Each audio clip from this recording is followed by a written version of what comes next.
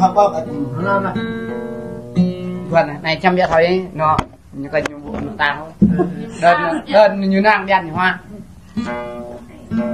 cứ có năm mà thôi có năm ở đâu thì đặt đam cho hoa ta này vậy ôn nàng ấy nàng lên gọi cho tao nhá năm ra nhá tao qua thì tao rồi cảnh này nhưng mà thường mang hàng Đi hai đi.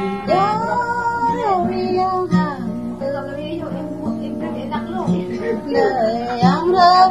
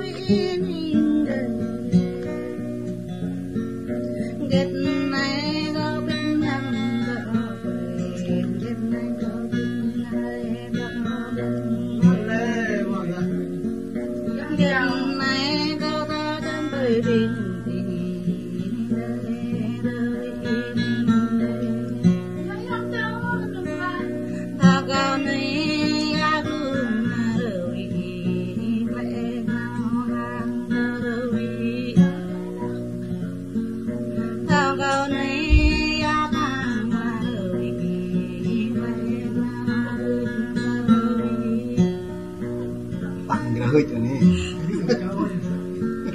hơi hơi chỗ nó lại đó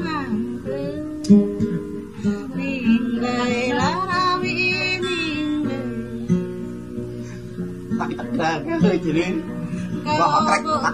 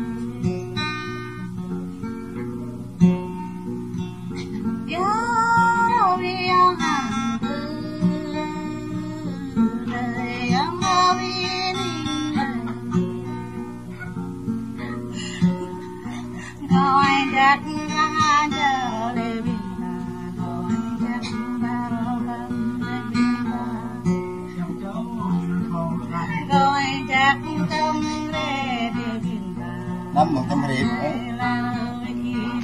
có hot nè